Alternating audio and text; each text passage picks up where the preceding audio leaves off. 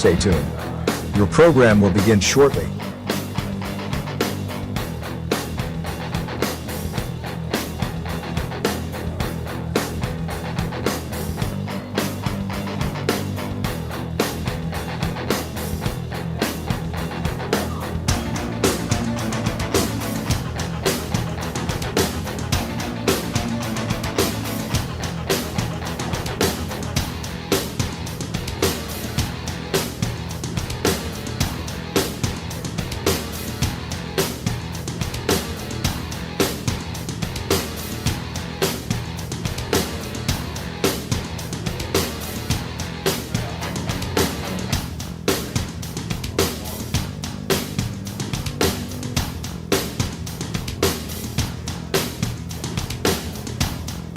Stay tuned.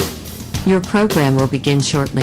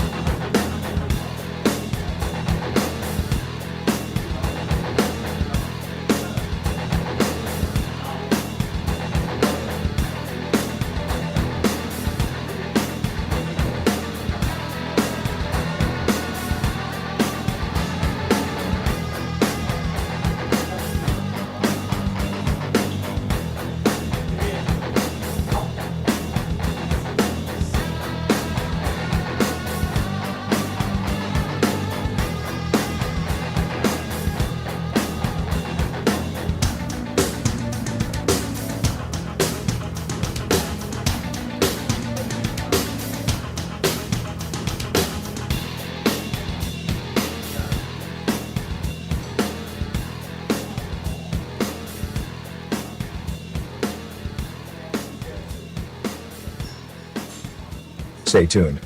Your program will begin shortly.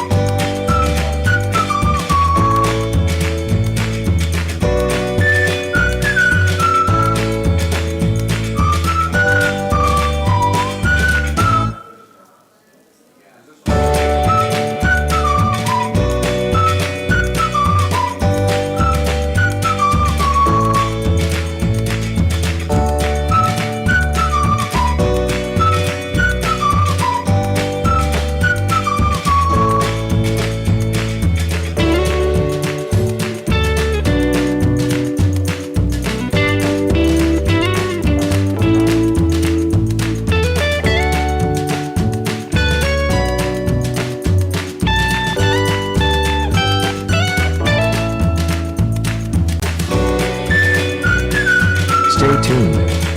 Your program will begin shortly.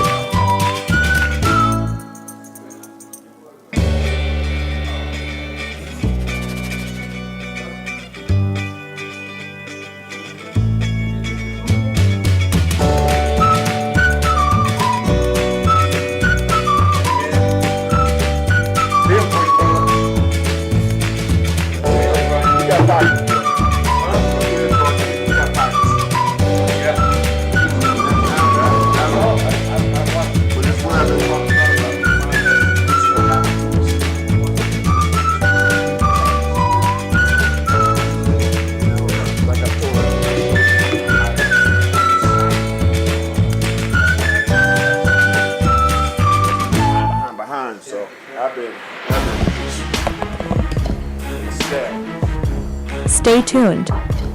Your program will begin shortly.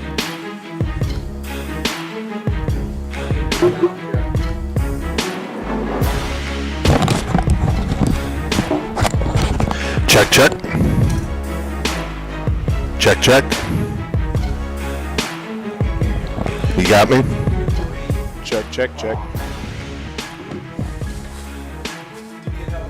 Check, check, check, check, check. Nothing. There we go. 1, 2, 3. Hello, 1, 2, hello. Yeah, I got everybody.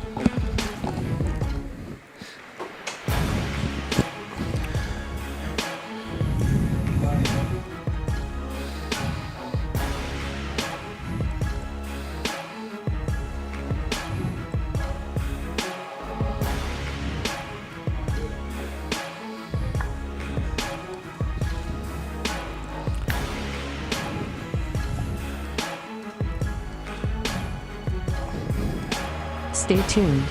Your program will begin shortly.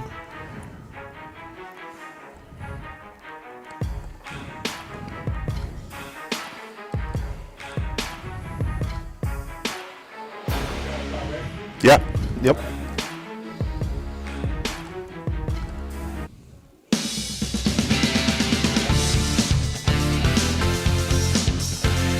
Welcome to High Valley Sports Online.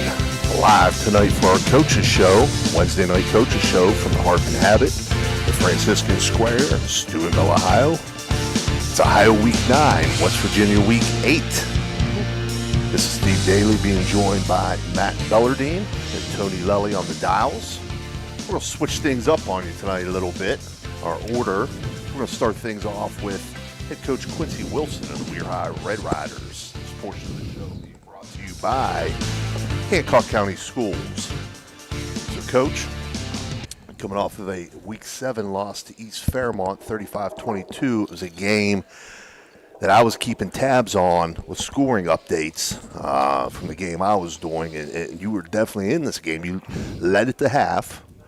You were in the red zone, looking to extend that lead.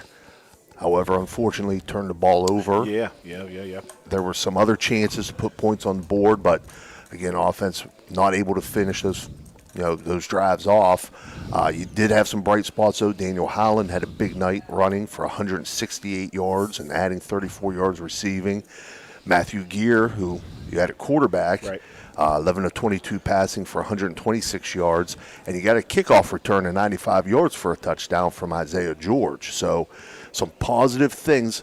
One of those games, though, and I've been there, Coach, tough to swallow. Yeah, you start fast. We get a 80-yard touchdown off the bat. Defense played solid. It was a hot night. You think October, hot, and I think we wore down the second half. Like you say, we're driving to extend the lead, and we played well. And second game for Gear. I thought he played better at the QB position, but we have the turnover, but it's awesome because it's great learning lessons. So we haven't had a lead, since 2000, probably 22.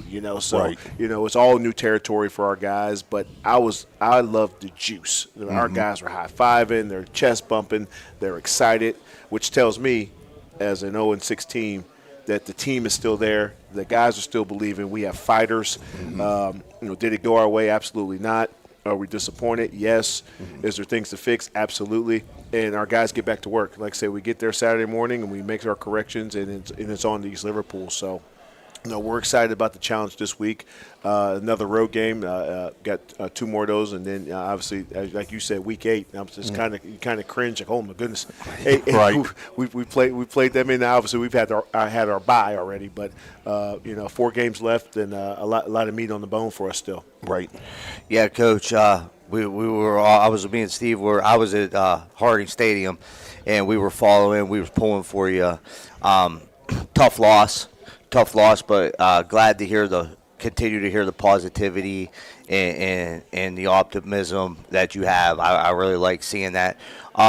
Sounds like you guys got bit by the turnover bug a little bit. Yeah, those are things that happen. Which had the last 2 weeks before, it was the penalties. These penalties, and like you said, 2 picks, and a guy catches the ball, runs for 12, and it kind of gets punched out of his hand. So, but that's football. Yeah. The bounces, sometimes those bounces bounce your way. We also had 3 our own selves. We took the ball away from them. So, we just do what we normally do with that kind of stuff. But again, it's a chance for our guys. Like I've been saying all year, I wanted to see success. Yeah. And we've seen success, with the yardage. We hit a big pass play. The defense is with the lost yardages and stuff. So, again, you look at it and you can't wait to get back after it because, we get another chance against a really good team again this week. Obviously, their record's not what they want, but at least East Liverpool is extremely talented and extremely they pose a great test for us on all sides of the ball. Yeah, let's talk a little bit about East Liverpool, Coach. As you mentioned there, their record is 2-6. Their wins, they open up the season with win over a decent Carrollton team, 23-12, and they defeated Cambridge 34-0. Mm-hmm. Now their losses, when you look at their losses, Indian Creek currently 8-0, right? 37-19, fairly competitive game. Right. Salem currently 5-3, 56-20. Beaver Local currently 4-4, 21-12 game. St. Clairsville, who's currently 5-3. Now that was a little lopsided, 45-0. Brooke 3-4, 21-20. Close loss there. And then Edison, who's 5-3, 34-20, a 2-score game. So they've only lost to one team that has a losing record. Everybody else is 500 or better, and they've been competitive. And again, I feel like we followed them. We have a lot of crossover games with some of the teams they played. And I feel like I've watched a lot of East Liverpool. And only outside St. Clairsville, they've been in every game. Now, I think Creek was up 30-0, and they kind of called the dogs off in that game. But besides that, again, they have athletes. They're big, they're fast, so they're going to be competitive. And they've been bitten by turnovers and penalties if you watch the game and snaps and that stuff. So we just hope some of that continues. But on our end, we sew up and play a solid 4 quarters of football. Right. Yeah, Coach. Going into this part of the season, you guys are due to be rewarded for improving. Yeah. I think we would both agree that your team has improved with the players and the process and everything that what you have. Your team has improved. At this point of the season, how is the camaraderie, the continuity in your team? You happy with where it's at? Absolutely. It starts with us, the staff. Are we still connected, or are we starting to fracture? And that's good. We're connected, and I got some family members on there, so that helps. But we starts with that, and then it starts with your seniors. We have 9 great leaders out there that have been through the fire and are still believing in it. And I think it becomes, like I always tell our guys, you can't, this is such a life lesson because you guys are all going to be husbands one day, hopefully, and be married and this, that, and the third. And, you might get moved from your job or you just doesn't happen to happen, and stuff's going to happen. And you can always relate back to, well, I've been through the fire, and I've been through this, and I've been through that. So we're teaching these guys more than football. This is awesome. I hate it for our seniors that, because every team in the Valley starts off, we got a chance. If this happens, we'll be pretty good. And then reality sets in. And you either go one way. Either we stay the course and we ride it out, or, again, the locker room starts to fracture and then, you go downhill. So like you said, I'm excited as an 0-6 team that I feel like we're on the ascent. Yeah. We're on the ascent. We're healthy now. We've missed some of our guys, and I feel like these last 4 games we can really make a push and get after a lot of these guys. Love it. Yeah, Coach, let's go back to East Liverpool a little bit. Yeah. I got a chance to watch him a couple times last year. I've only seen highlights of him this year. I know Coach Cusick does a really good job with them. Yeah, we got to give him a shout-out. I mean, his career before East Liverpool was legendary. Up at Crestview. Obviously, I've been in the college game for a while and gotten to recruit some of those Crestview kids, and even when he got to East Liverpool. So he does a great job. East Liverpool's a lot like Weirton, with the demographics and that kind of stuff. So I understand the stuff that he deals with.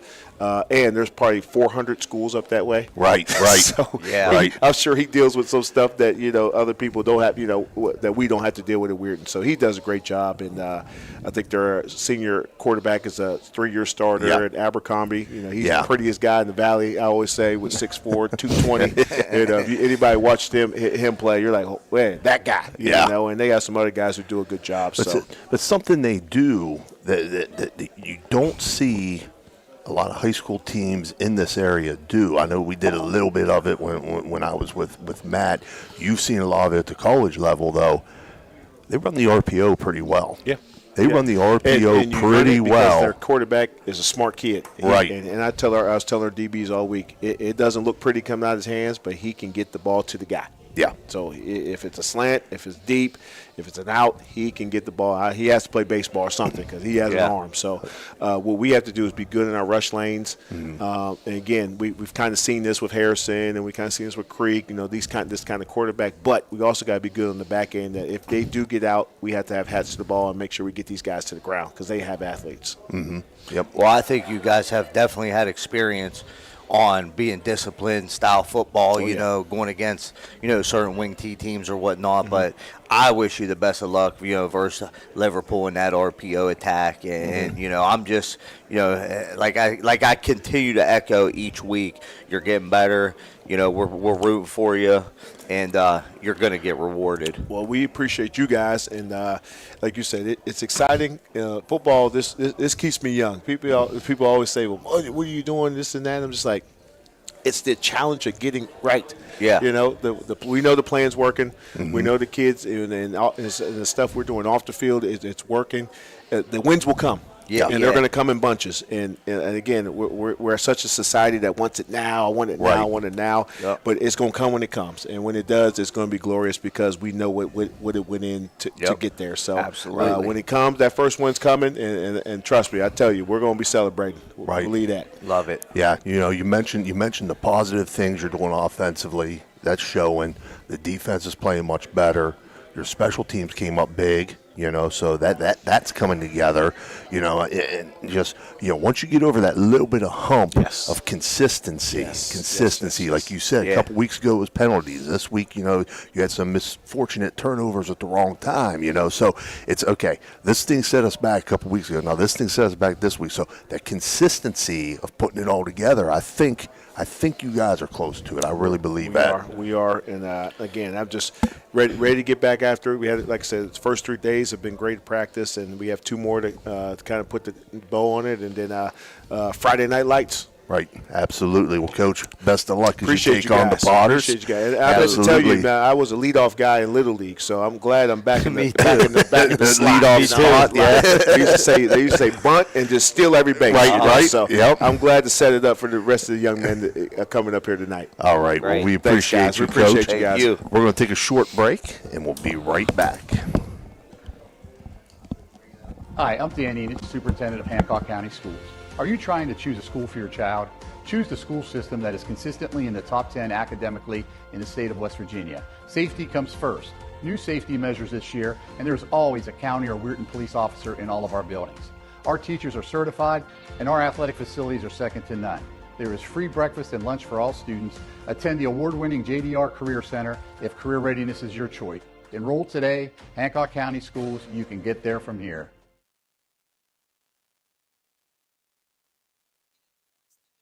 Should be your first choice when it comes to any and all construction projects, whether it's commercial or residential.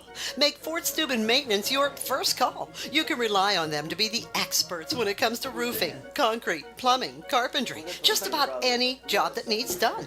Fort Steuben Maintenance, they're fully licensed and bonded and will even give you a free estimate. Fort Steuben Maintenance. You want the number? 740-283-4890.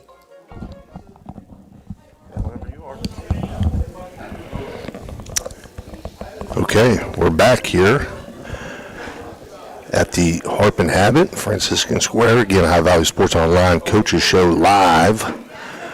We're here every Wednesday night. Wednesday nights is also wing night here at the Harp and Habit.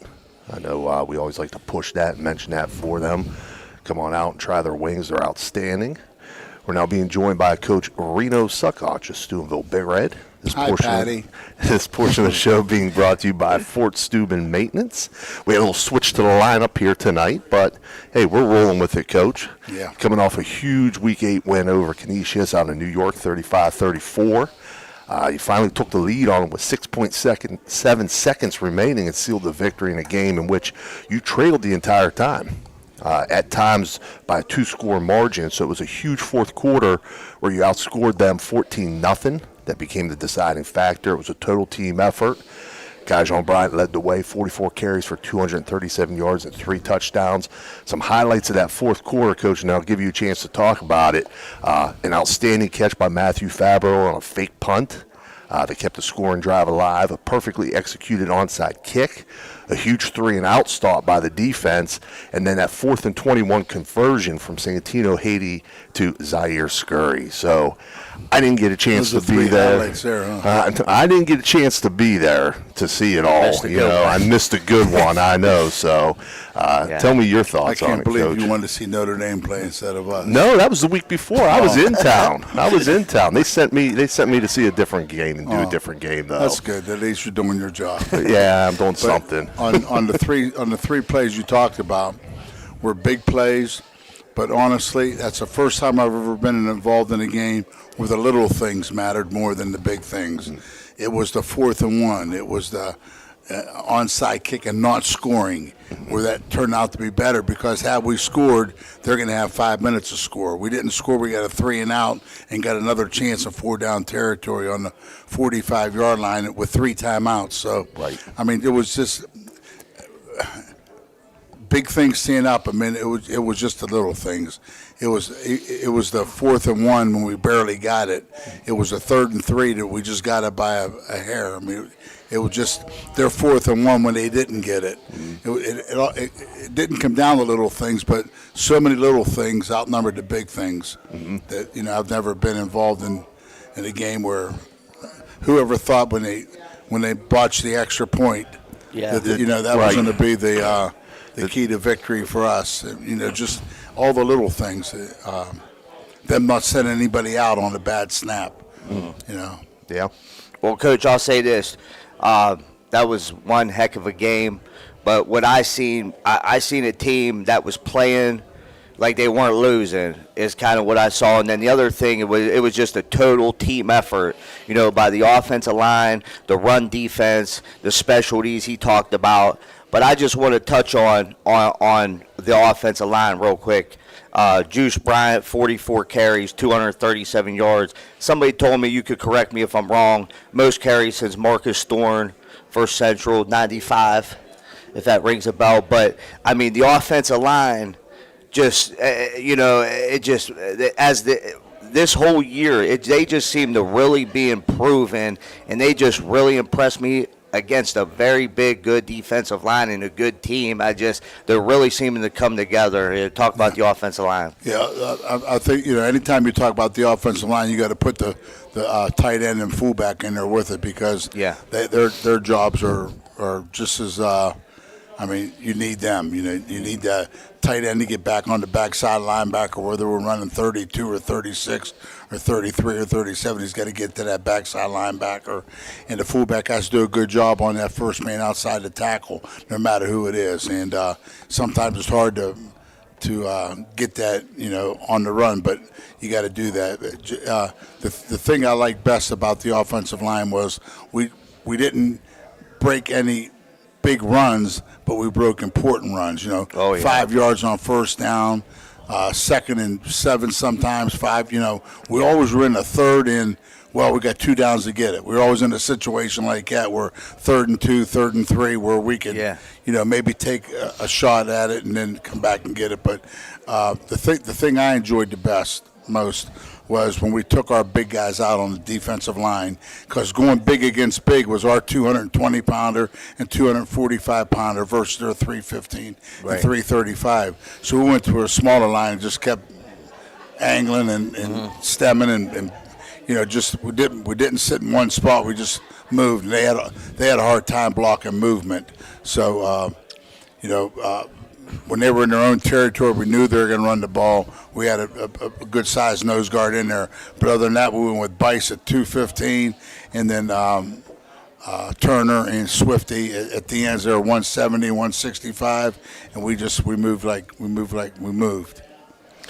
Yeah, I got one more thing, Coach, real quick. Talking about the special teams, Coach. The fake punt, the onside kick. Both of them executed really well. Like he said, Fabro had a heck of a catch. Bowers, great catch. Is it something you've seen going into that game, or was it just kind of something out of your gut, you felt in the game? We practice it every day. I mean, we practice our punt team and our kickoff team every day because we hope we're kicking off a lot. Yeah. But we practice our punt, and we do different things, and it was just there. I mean, but really, it was there pre-snap. Yeah. But post-snap, that kid ran with him. Oh, it was a heck of a throw. Yeah, and the 32 ran with him. He was there. The defender was right there. 32 was tough. And we didn't expect that. We expected him to rush, but he was on top of Fabro and ran right with him. It was a great catch. So pre-snap, it was there. So you call it, and post-snap, oh man, there we go. Yeah. But it ended up good. And on the onside kick, it ended up being good that we didn't score, because had we scored, they would have had 5 minutes to score. And since we held them and got the ball, we got the ball on the 45-yard line with 3 timeouts and 4 down territory. Yeah. So we have a good chance of getting in. We didn't do a real good job of blocking their run-throughs. And they did a really good job run. Zero was just as good on defense as he was on offense. Yeah, 32 was good in 56. Those guys were men, and they were men. The rest of them were good players, but those 3 guys were men. Mm-hmm. Coach, talking a little bit too about switching up that defensive front where you went with your smaller, quicker guys against the size differential that they had against you. How disruptive was that to their zone blocking scheme? Because I know teaching, college offensive linemen in that zone scheme, that's the hardest thing for them to do, is redirect to somebody that's slanting away from them. And if you catch that seam behind that trail guy, And we were changing up our slant. We didn't always slant to the power, but they had a 335-pounder blocking Turner. Yeah, Turner's 170 pounds, but he's so quick, Right. He's so. And same thing on the other side. They had a 315-pounder blocking Swift, and Swift is 175 pounds. But it was great board drills. Step over the board and get through the gap, and they just had a hard time. And then if we would get out wide, they would widen their splits, which would give us more room to get inside. So everything just worked perfect. And but the key to the game was Coach Fields, Coach Cools, and Coach Joe told me I can wear headsets, but I'm not allowed to talk.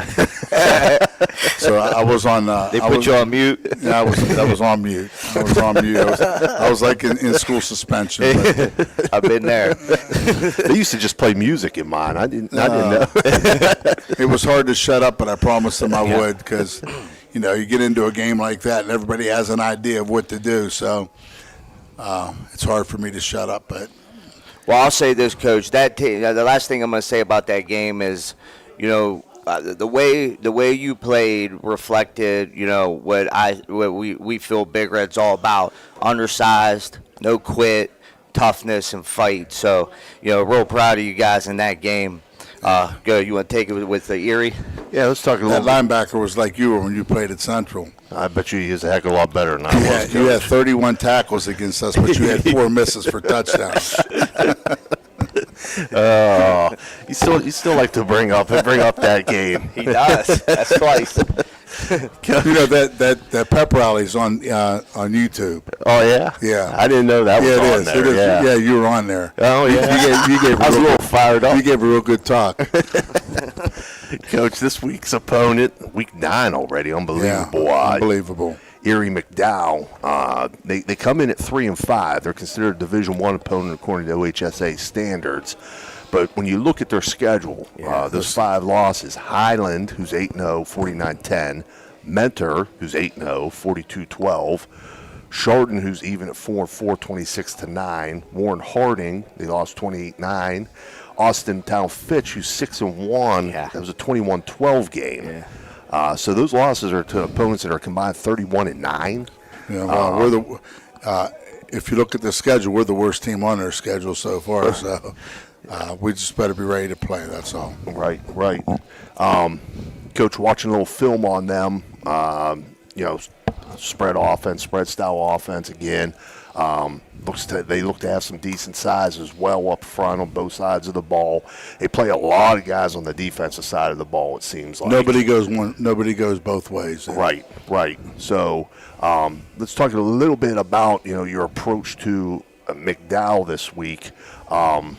It's like practicing for two offenses, depending on who the quarterback is in there. 7 or 18 or I think 18. Right. We just got to be ready for they have different games with each quarterback, and that'll be a challenge to us. And plus, their back. I mean, their back played against. Their back wasn't their first back last year, but he played against us last year, and he's a really good running back. And the one quarterback's a really good thrower quarterback. The other one he throws decent, but he runs really well. So it's just two different really game plans that we have to be ready for. So we've limited what we're going to do and just try to be perfect at what we're doing, be gap sound and be able to get a good pass rush when we need that. But the most important thing is that we're gap sound this week. Yeah, how does that? I'm sorry, Matt. No, how does that kind of change your approach, practice-wise? Because normally you go in and say, okay, here's their three best run plays. These are 3 run plays we got to stop. If we can stop these 3, but now when you're looking at 2 different guys that do 2 different things, how do you narrow it down and adjust? Like I said, it limits our defense. We just instead of running so many different schemes and lineups, we're just going to stick with 2 or 3, and that's it. Right. And so we're not thinking. I don't want us to be thinking on defense. We're going to be fundamentally gap sound and not do a whole lot. Right. Coach, I know this team, is different than last week's team, but it kind of feels the same as far as the records of both teams, and really having to be up to play. Because, last week, obviously, that was one heck of a team. And this week, with this schedule these guys play, you definitely got to show up to play. But, with getting late in the season, jumping up in the rankings a little bit and whatnot, how important is it to have that, 1 game at a time approach with your team, and what can you do to, do that, make sure your team, stays within the week? You don't know. You don't know who's going to show up. Yeah. What team's going to show up? But I do know that we'll fight. The thing that I like best about last week was our drives. We didn't have pre-snap penalties. We had penalties, but not pre-snap penalties. We were never 1st and 15. We were 2nd and 20. And we were 4th and 20. 4th and 20, But we did a really good. So that we just have to be fundamentally sound. We have to be fundamentally sound. Run a basic offense, vanilla offense, and play action pass. But we just got to be gap sound defensively, and don't give that quarter. The 3 things I think we got to improve on. Number 1, on offense, our screen game. Number 2. Defensively, pass rush and coverage on 3rd down. Okay, I think that's important. And our kickoff return. We need to get more yards on kickoff return. Those are the 3 things that I want our team to improve on. And then if we can just stay healthy and play the way I know we can play, at least we can stay in the game. Yeah. As long as you're in the game, you have an opportunity to win. And maybe we'll come out with an attitude where, we just played a great game and maybe they'll punch us right in the face and wake us up. Different things get a team ready. Yeah. Sometimes you're pre-game ready. Sometimes you're something happens to you in the game, or something happens in the game quick, like a quick score or something like that, something's got to get you ready. And I don't know, high school football, you know, heck, somebody might break up with their girlfriend. Yeah, you never know. You're not supposed to be dating girls during football season. That was the old rule. That happened one time. I had to go tell that girl. I said, "Hey, please wait till Monday. Don't do it now. I mean, we got a game this weekend, but wait till Monday." But you know, I mean, kids are kids. You know, they different homes, different this, different that. Yeah. You know, they might get a D, or I mean, on Friday when they get there, you'll know if they're ready or not. Right. And we've had teams ready. I mean, you know that. Yeah. We're ready. We got up there. What the hell had happened? We blew it all in pregame. But so when you were coaching Cam, like you knew you knew he got. Cam had his rosaries right in his locker, and you knew he got an A- if he was out of it mentally. He got an A-. If he got an A-, he'd be mad. His eligibility was different than mine. Yeah. Well, Cam had them rosaries, man. Coach, we appreciate your appreciate time here guys, this man. evening. Thanks for having us. I'm looking forward. We'll have your game. We'll have your game against Erie McDowell Friday night. That'll be myself and Mike Florak doing the call. So we wish you the best of luck, Coach. 2 Crusaders. Yes. Oh boy, Butchie, what happened to you? Me and your brother will be out Indian Creek. Oh, that's gonna be a good game. Yeah. Looking forward to it. Creek's they have a great opportunity, and I hope they take advantage of it, because it's a great opportunity for Andrew, and he's earned it. But and I wish them the best. Absolutely. Me too. Well, thanks, Coach, for your time, and best of luck. We're going to take a short break and we'll be back with Coach Andrew Connor of the Indian Creek Redskins.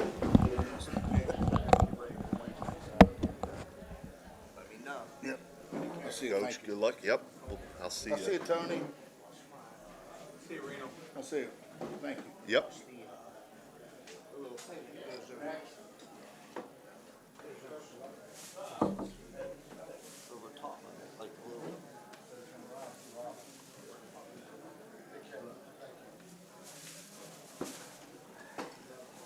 What's up? What's up? What's up?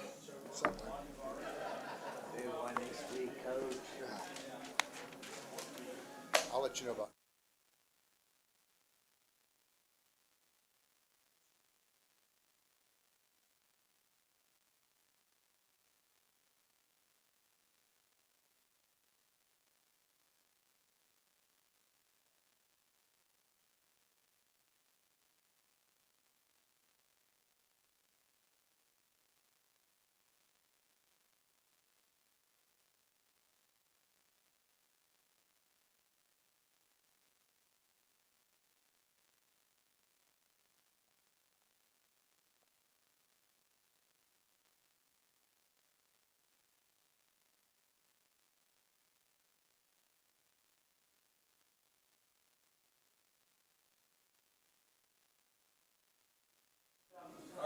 All right, we're back here live, the Harp and Habit in Steubenville, Wing Night and Coaches Show Night.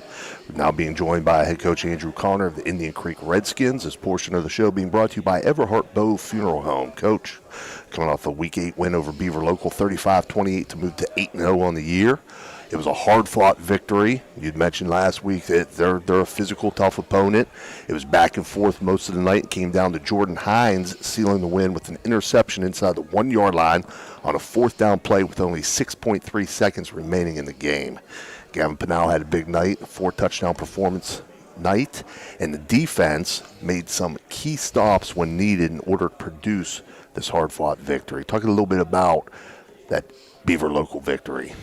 Well, first of all, I'm proud of the kids. I mean, you know, as you get to this point in the season, you're always going to get everybody's best game, and Mike does a good job with Beaver to begin with, and their kids played really, really well. But I thought our kids, for the moments we had, and we had some moments where it could have went bad for us. Some turnovers we had, and some things that were uncharacteristic that we hadn't done all season, and our kids never looked like at any point, like we were in trouble or we had maybe a kink in the armor of some sort. I mean, our kids always came up with a bigger play after the play that maybe we had, let it get away from us. So, whether it was on defense, some big stops like you had said, offensively, I thought, we did a good job of being able to mix up our stuff on offense again, and our special teams played well. So, I'm just proud of the kids. I thought they took Beaver's best, shot at us, and we were able to respond to it. And like I said, at this point in the year, win's a win, and that's Right. what you're trying to do. You're just trying to get a win. It doesn't matter how you get one. You're just trying to get a W. When you look at, sorry, Matt, you're good. When you look at, this point in the season, you've kind of coasted to wins up to this point. How important is that to face that a little bit of adversity, even though it may have been due to some mistakes on your team's own part, to be able to face adversity and continue to play through it and come out the way you did? How important is that? Well, I think, we talked, all this year about, it's a process, and, the process is you try to, pick up bits and pieces as you move forward, and you're looking for different guys to step up. You're looking for different situations where you get better at it. And I thought, this week, just having some of these gigantic, and they were, swings of momentum, and being able to deal with that, because some people just think it's something easy, and they're high school kids, and sometimes that swing of the pendulum, sometimes you can't get it back. I mean, you watch. A team just all of a sudden swings it, and then momentum gets away from you. And I thought, like 3 different times in that football game, we were able to take their best shot, take all the momentum that shifted their way, and we're able to swing it back in our direction. And again, you could see on our sidelines. Our kids were still in it. They still believed. There was never that time where you thought, this could go the wrong way. I just felt like there was a certain confidence that we had, and then we handled the pressure. I think one of the things you're worried about as you get to this point in the year, what will you do when you are faced with that moment where you have to show your resilience? And I thought, man, across the board, our kids did that. And I thought our senior class really did. Our seniors looked like they were ready to go, and they did a really good job of kind of calming some of our younger guys down who maybe were a part of those things that didn't go right. Our seniors said, hey, listen, we're okay. Right. And it went back to, that veteran offensive line said, hey, listen, we got this. Let's calm ourselves down. We can do this. And I just, like I said, I was just proud of the kids. And I thought, same thing with our coaches. I thought our coaches did a really good job of being able to calm the kids down, come up with a good game plan. And I thought we made some pretty good adjustments down the stretch. Beaver's really good. They put a lot of pressure on us to make those adjustments. And I thought we did a pretty good job of taking their adjustments and then coming up with our own. Right. Yeah, Coach, going into the game, you knew, Beaver Local, like you just mentioned, was going to give you their best.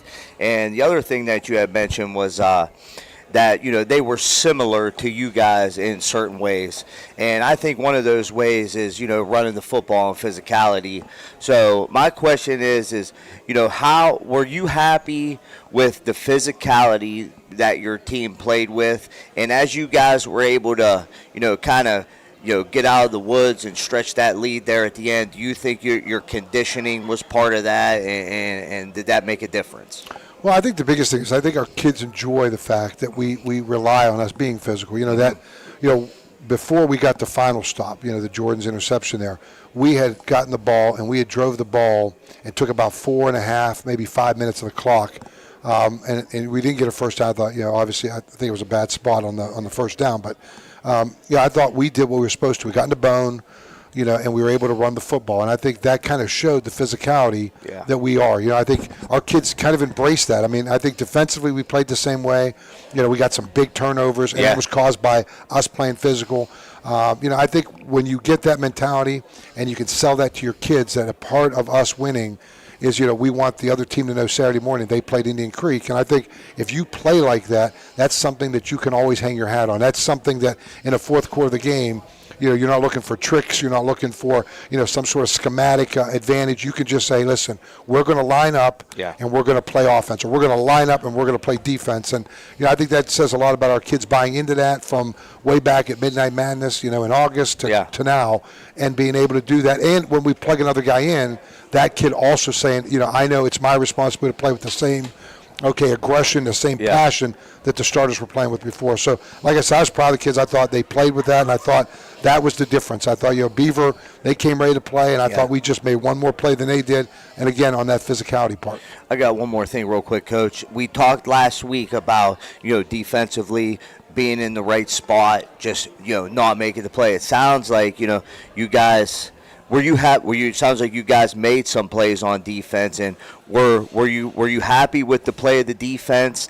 And like you said last week, where you guys were in position. Did you make some of them plays this week, maybe that you didn't in the weeks prior? I think so. I think like both of our sides of the ball right now have been a work in progress. I think defensively, one of the things we went into the game with, we got to turn them over, and we did. Yeah. I thought one of the things was take away some big plays. We did. Make some big plays on defense. We did. So I thought defensively it was where it should be. And I think offensively, our big thing is, we want to be able to mix run and pass. And, so far so good on being pretty balanced, being able to throw the football, mixing different wideouts and kind of holding the other team at bay. I mean, it's not like it's a well-kept secret. We want to run the football. And, we hang our hat on two tight end football, whether it's two tight end with two receivers or two tight end with three running backs. But, we feel like that gives us our best advantage.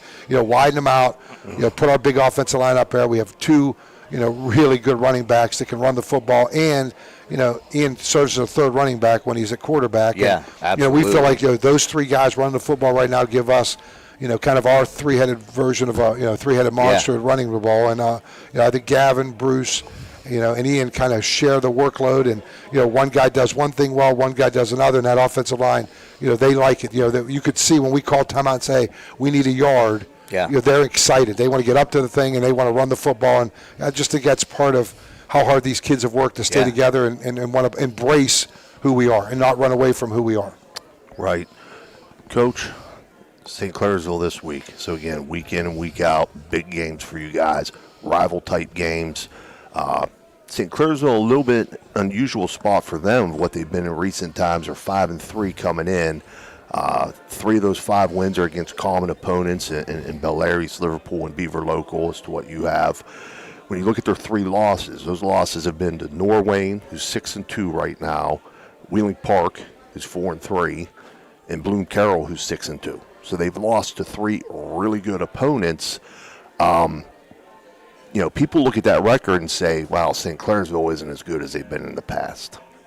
We know that's not the case, right? I wish I could say that. St. C. I think Brett does a really good job, and they schedule themselves to get ready for the playoffs, and their schedule is really, really good, and they have been competitive in their 3 losses. And all 3 games they could have won those games. So they easily could be sitting in the same spot we are at 8-0. So for anybody to underestimate who they are and what they are, that you just don't know high school football. For us, it's a big game for us because it's always been, kind of they were the Buckeye South team and we've been the Buckeye North team. And, me and Brett, have been coaching together, against each other now for a long time, over 20 years. And, we go all the way back to when he was at St. Thomas Aquinas and, we were at Central. Right. And so it's been a long kind of thing with me and Brett. And we kind of watch our kids grow up. I mean, his son right now is the quarterback. And, I just feel like, St. C is one of those teams where if you're not ready to play, every minute of every down, then you're going to put yourself at a disadvantage. And, for me right now, I look at them, and there's a lot of similarities between the 2 schools right now. And, I think it's going to be a hell of a football game. I think it's 2 teams that are just know how to play football, and, both teams are positioning themselves for postseason. Both teams have the same goals every year. And, for us, it still comes down to us. For us to be successful, we got to run the football against them. And last year we were unable to do that down there, and and it tilted the game towards them. And for us to be successful this year, we've got to be able to do that. And for us on defense, we've talked about it's got to be a slow death. We can't be giving up big plays, and that's something they do a lot of. When the games they've won, they have made some really big plays. They have really kind of flipped the field and scored in a bunches and in a hurry. We need to take that away from them. Right. Yeah, Coach, St. Clairsville, I completely agree with you. One heck of a football team, one heck of a good football program, very well coached. Offensively, in years past, like you said, they're capable of doing everything. They've always kind of came to the table with a balanced attack. Is that the case this year, or what are we going to get out of the St. Clairsville offense? I think they do a lot like, we try to do sometimes. They're going to present a lot early, and they're going to try to see what does well for them early. You know, they script out their plays. They try to go different formations, and they try to see what's best for them, and then they try to exploit that down the road. And I hope we do the same thing. We try to do a lot in those first 10 or 12 plays, try to get a look at what you're going to do, what your adjustments are going to be. So that first drive and a half on both teams on both sides of the ball are going to say a lot about where the game is headed. You know, if we can kind of take away some of those things that they want to do, it's going to benefit us. You know, when we get the ball offensively, if we're able to do some of the things we want to do, you know, it's going to help us. So I think that first 2 drives, I think, on both sides of the ball for both teams is basically going to be kind of like when you get in a boxing match and both guys are kind of dancing around to see what the other guy's going to do. I think it's the same thing until that first team gets that first strike to see, you know, where they're at. And, you know, we hope that's us making that first strike to do something. But, you know, this is a game where, you know, you're going to have to play 4 quarters. Yeah. You know, you're going to have to take the other team's best hit, and you're going to have to respond well. And that's the thing I think that we talked about earlier. Mm-hmm. You know, I think we may have grown up some last week on taking Beaver's best shot and not sinking, but kind of being, you know, hey, okay, that's your best, that's fine, we're ready to go. Same thing, you know, they'd stop us on offense, our defense went right back out there, bang, got us the ball again. So I think we were able last week to maybe use that game to help us in this game, because I think this game is going to be kind of that same way, back and forth, both teams kind of filling each other out, both teams trying to get that one big play to kind of hit that momentum and then try to build off of that. Absolutely. Matt, you got anything additional? Just, you know, Coach, I'll be there. Me and Coach Ray will be there. We wish you the best of luck. We're pulling for you, man. We're pulling for you all the way. So you have yourself one heck of an opportunity, and 1 week at a time. And, yeah, we wish you the best. I know everybody in this town here wishes you the best, and around the valley right here anyways wishes you the best. We're pulling for Indian Creek. Absolutely, and I'll be on a different game this week. I've been on the road most of the year, but Ray kind of trumped me in this one, so I'm kind of disappointed. But I'm going to have it. I'm going to have it for sure on my phone next to me. So I'll be watching the game I'm doing, but plus watching your game, because I think when you look at the slate this week of games and matchups, there's none bigger than this one here. Absolutely, no doubt. Well, I wanted to I appreciate everything. I appreciate seeing the Aggie hats on your heads tonight. I mean, that would make Marty smile. That's why we did it. And hopefully he keeps whispering in my ear before I call dumb play. That's a dumb play. Don't call it. So I'm hoping I still get that going. But I appreciate everything. And like I said, I'm very excited for our community. I'm very humbled by the fact that our community has been so supportive of us. I mean, we've really had some really good crowds at our games, and we need one more, for the regular season right now. We need that crowd support. That a lot of noise last week. Our band's done a great job, and it's been a great thing for the community. And I'm just excited for our football players, our coaches, and our community that where we're at, and we want to finish this thing off now. Right, absolutely, Coach. Best Thank of you luck. very much. Thanks for your very time. much. Bye. See you Friday. We're going to take a short break, and we'll be back with the second half of our show. Everhart Bove Funeral Home, they believe you should take care of your loved ones while you still can. Pre-planning at Everhart Bove ensures that your family won't have to worry about the stress of final arrangements during this most difficult time. More importantly, they won't have to worry about how they'll pay for it. Visit Everhart Bove Funeral Home today and discover all the affordable options available. Everhart Bove Funeral Home, Wintersville, Richmond, and Burgolds.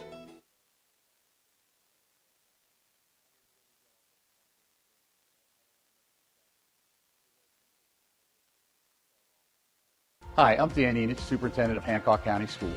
Are you trying to choose a school for your child? Choose the school system that is consistently in the top 10 academically in the state of West Virginia. Safety comes first. New safety measures this year, and there's always a county or Weirton police officer in all of our buildings. Our teachers are certified, and our athletic facilities are second to none.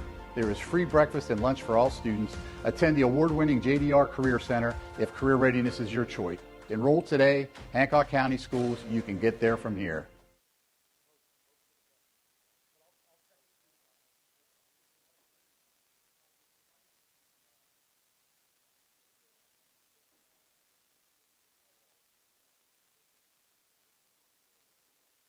For reliable comfort all year round, trust Arisich Heating and Cooling in Wellsburg. Serving the Ohio Valley with decades of experience, Arisich offers expert installation, repair, and maintenance for all your heating and air conditioning needs. Their dedicated team goes above and beyond to ensure your home or business stays comfortable, no matter the season. Experience quality service, honest pricing, and fast response times. Choose Aerosich Heating and Cooling, where your comfort is our top priority. Call today for a free estimate. 304-737-0951. That's 304-737-0951, a proud sponsor of this broadcast.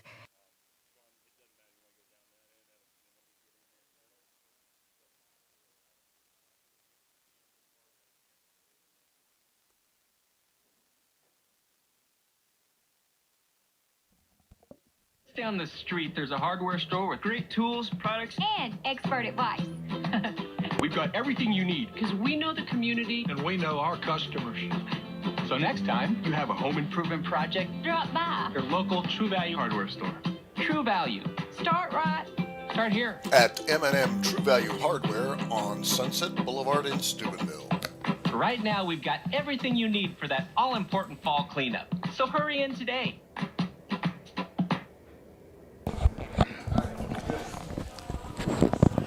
Test 1, 2, 3. Ready to go, Tone? Well, I'm here, and one of our loyal sponsors, M&M Hardware, Sean and Scott Campbell. And I just want to say before we talk to them, what a pleasure it is to go into M&M. You go in, somebody's always greeting you. What do you need? Where do you want to go? The service is second to none and very, very good and reasonable prices. So we'll start with you, Scott, since you're the elder here. Tell us a little bit. Let's just start with M&M Hardware. Tell us what's going on now and what you're selling and Halloween and Thanksgiving and Christmas stuff out there. What any little bit you can tell us about what your hardware store has. Well, we're a full-scale hardware store. You know, we do have the basics, the plumbing, the electrical, hardware, which is like hinges and hasp and nuts and bolts. We got a big selection. We got a lawn and garden. We've got the paint department. We actually have housewares department. So we've got all those departments. And then we get into our specialties, like in the springtime of all the power equipment that we have. And then we also have, this time of year, we're getting ready for Christmas. And, of course, everybody wants to come in and say, oh, my goodness, you got Christmas going on already.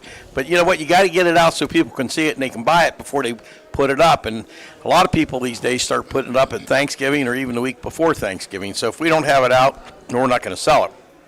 We also do a lot of specialties. We have some rentals. We always think about it as a small-scale rental shop, but it's stuff that you can put in the back of your car or in your pickup, and we rent those items.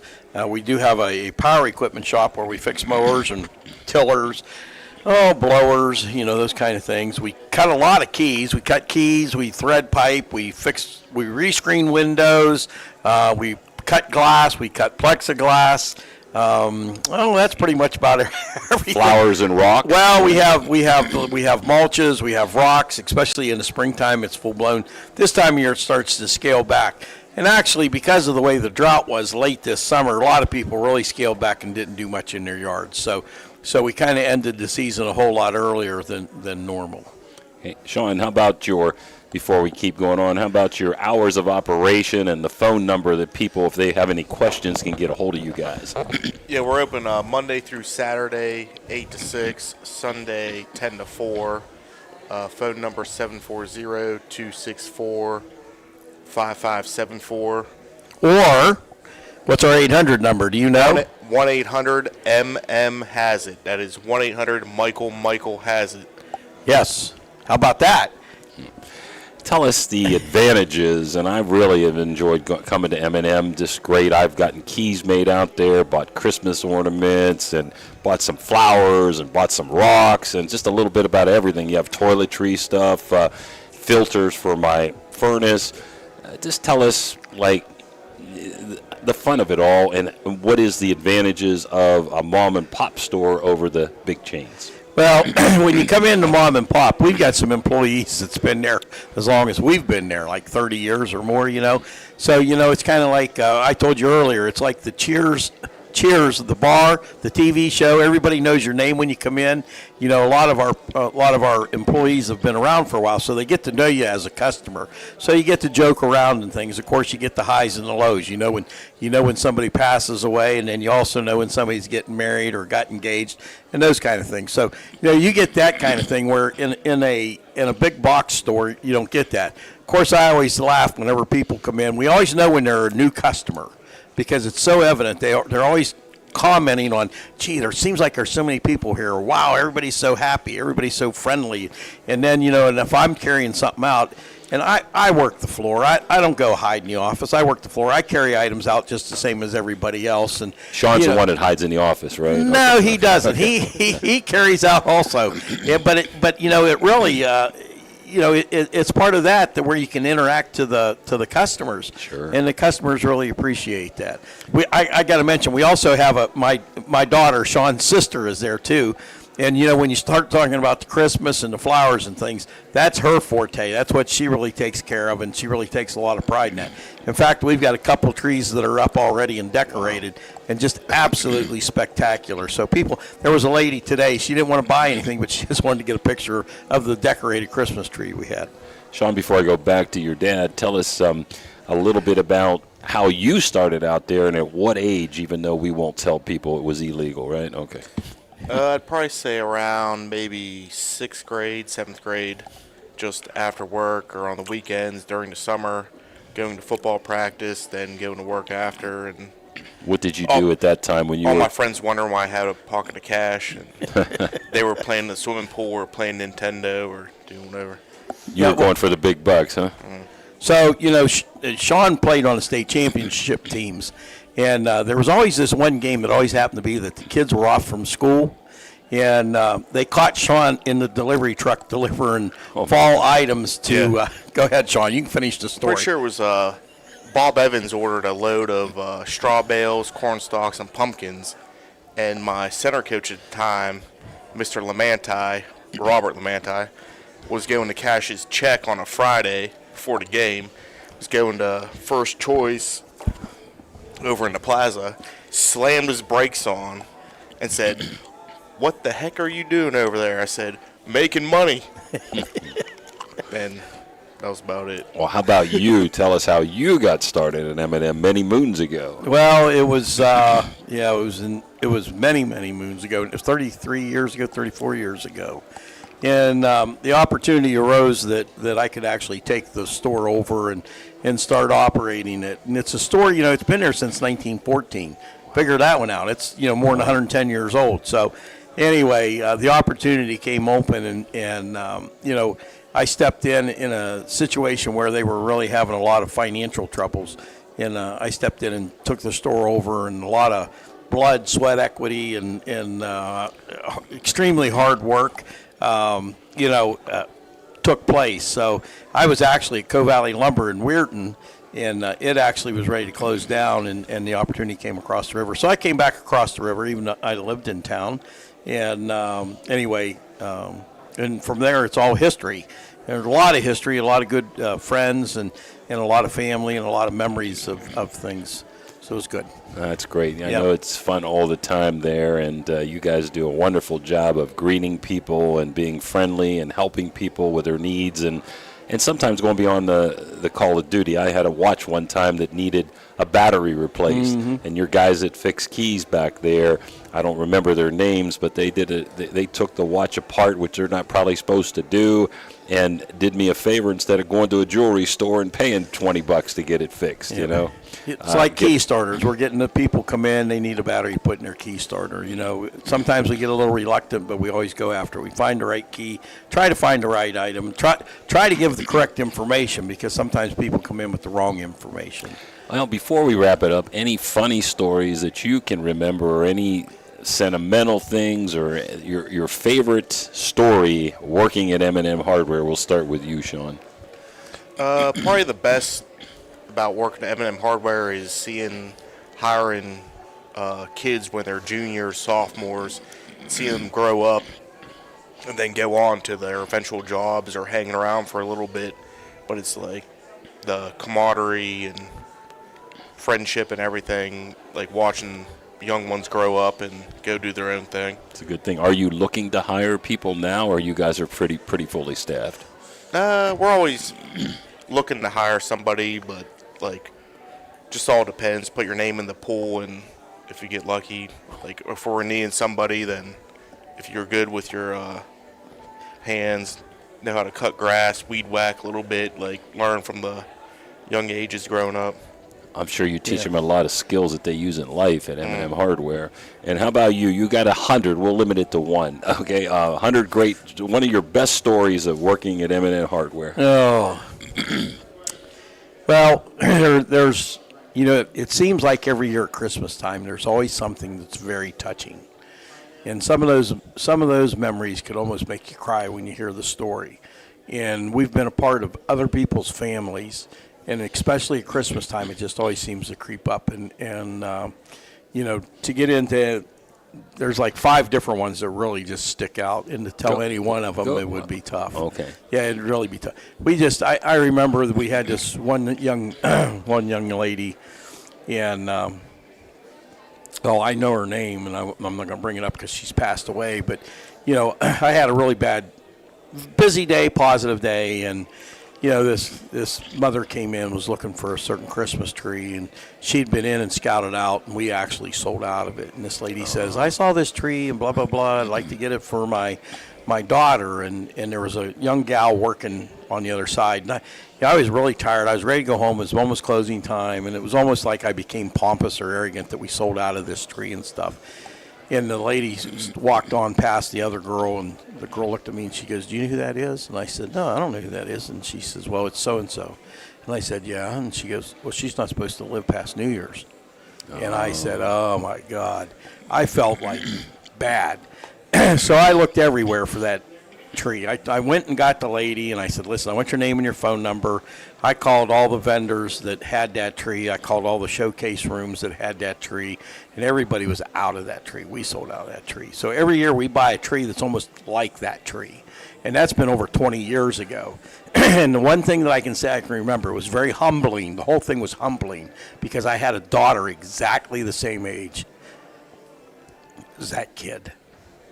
And I thought, how blessed am I to be where I'm at? And we did get that family a tree. It wasn't the exact tree, but we got her a tree. I made him go load it up because the lady came in, and I said, we've got your tree. This is it. I said, Sean, carry this out there, put it in her car, and tell her thank you, Merry Christmas, everything's taken care of. Well, that lady came back in looking for me. And, of course, I was the chicken. I went to the back room, and I was hiding back there, and I stayed back there for a long time.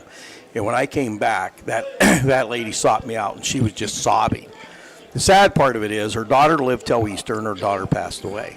And her and her husband, of course, had alcohol and drug problems, and they separated and went away. But you know what? Every year that lady comes back in the store at Christmas time and looks for me and says, do you remember me? And I always get a little tear in my eye because I do remember her. But I do remember what it's all about. And it's not always about what the money is that you're putting in the cash register. It's the experience that you get for communicating and being with people.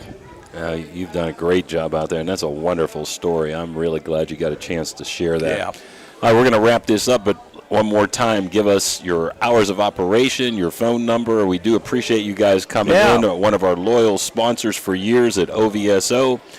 Go ahead, Sean. Monday through Saturday, 8 till 6. Sunday, 10 to 4. 1-800-MM-HAS-IT. Okay. That's it. Well, we really appreciate Sean and Scott Campbell coming down, and I really appreciate them being a loyal sponsor to OVSO. We'll be back with Coach Eric Meek right after these breaks.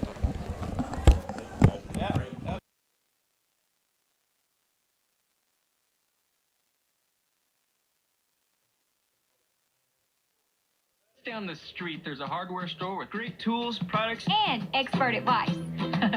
We've got everything you need because we know the community and we know our customers. So next time you have a home improvement project, Drop by. your local True Value hardware store. True Value. Start right. Start here. At M&M True Value Hardware on Sunset Boulevard in Steubenville. Right now, we've got everything you need for that all-important fall cleanup. So hurry in today.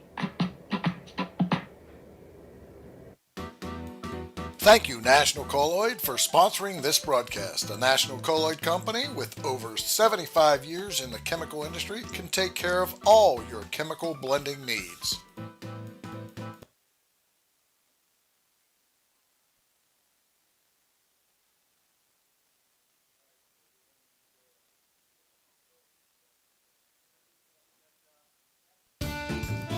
Looking for a great meal? Stop in Mario's Italian Restaurant and Lounge and DeCarlo's Pizza, located at 3806 Main Street in Weirton. Proudly serving the tri-state area for over 60 years. Family owned and operated, serving salads, sandwiches, pasta, and pizza 7 days a week. Call Danny at 304-748-1179 or visit them at mariosrestaurantandlounge.com. Good luck to all area teams from Mario's Italian Restaurant and Lounge.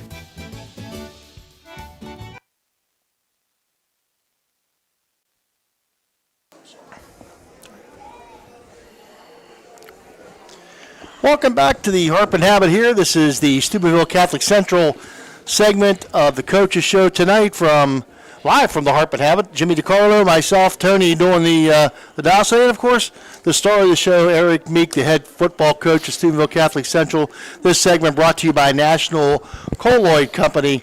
We're happy to be here tonight. And Coach, you didn't come out on the victorious end last Saturday, but you had to be really pleased with the way your kids performed against the number one team in their region. Yeah, it's a situation that, we got on the bus, went 2 hours and 10 minutes up to Lake Erie, played at somewhat of a hostile environment, to be quite honest with you. But I will tell you that it's kind of a strange situation right now because we're on a 2-game losing streak. We're sitting here at 4-4. Our backs are to the wall, but wow. Our kids gave it their all. We lost 27-20 against the fastest team we faced all year. They had some tremendous skilled kids, but we played physical. We played hard. We played smart special teams, and we had 19 first downs and 299 yards offense, and we did some really good things on both sides of the ball. We lost 27-20, but I really feel it was our best football game to date, despite the fact that we lost.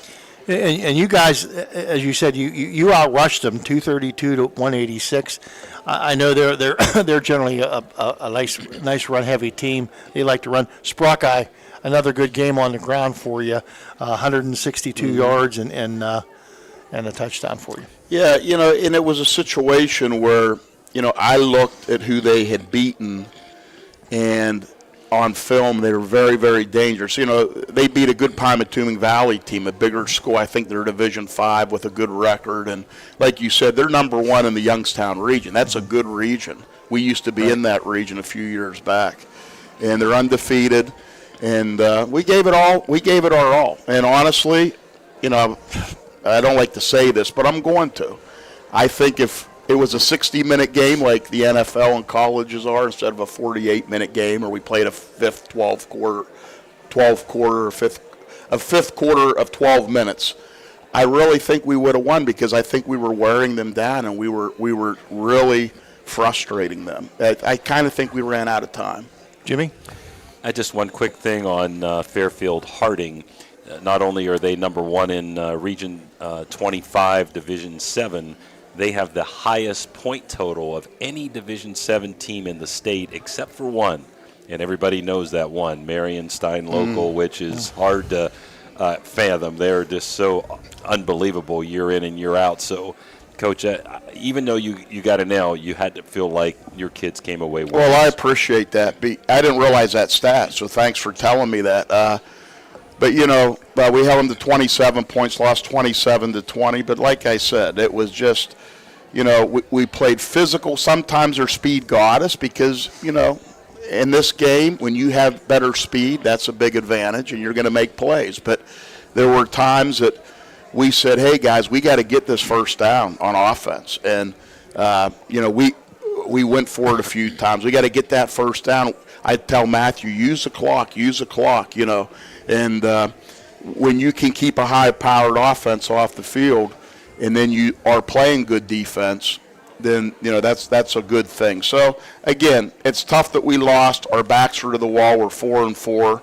We're not in the playoffs. Our time, the clock's ticking on the season, and we want to get in the playoffs. So the bottom line is we can't come away with, we played well, but we lost a tight one. We got to win football games, at least one, to get in the playoffs. Well, I feel good. I'll get you in 1 second, Phil. I feel good about this week, Coach. I did a little bit of research there, and Connaughton Valley, you and Connaughton both have beaten Bridgeport. You both have lost to Strasburg in very similar type scores, and their wins have come, but teams' combined record of 10-27. Your losses, your 4 losses, have been combined 24-5. So I really feel good about this week. I know it's a long drive. They're in your region. A win against them would be humongous for you guys as far as playoffs go. And you've played a better schedule, and I feel good about this week. We'll see. Once that ball's in the air, all that stuff can go out the window real fast. Right. It comes down to turnovers and execution, and they're very well coached. It's going to be a tale of different types of teams. They will go empty. They will go, 4 wides. They'll go quads. They throw the ball over the place.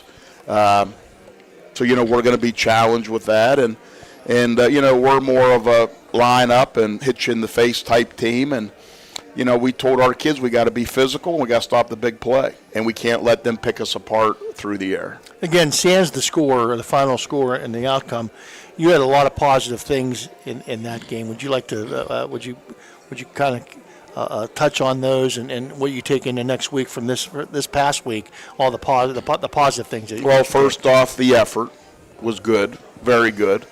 The focus was good, getting on that bus, like I said. I know there were a couple of times that you were a little concerned about the focus and the effort. Yeah. And this time you're really, right. And, speaking well of it. the physicality, which is the last 2 years, what we kind of, the last 2 seasons, we've really kind of hung our hat on that, hey, we're going to be a physical football team. We're going to play hard. And I think the kids realize, wow, if we could play with that team, why can't we play that way every week? So we're going to see. There's some things that we've had a good week of practice, and we're healthy. So, that's a big thing when you're healthy going into week 9. As Jimmy said, you're in the same division, same region with Connaughton Valley. Connaughton Valley's number 4 right now. You guys sit at number 12, which is right on the fringe of the playoffs. You're in as of this moment, but it's important to get another win. Mm-hmm. What are your thoughts on Connaughton Valley, and what kind of? I know you expect them to. They run a lot of crazy stuff, and they run a lot of.